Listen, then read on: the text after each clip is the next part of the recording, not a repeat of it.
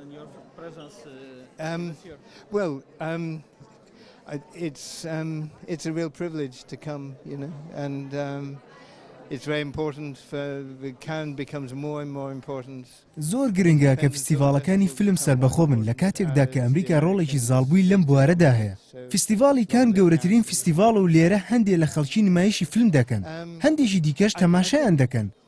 ئەمە بۆ خۆی جۆرێکە لە جوانیەکانی کان. بۆیە من لێرەم چاو لە هەموو شتێک دەکەم. People come to both to set up films, to show them, to buy them.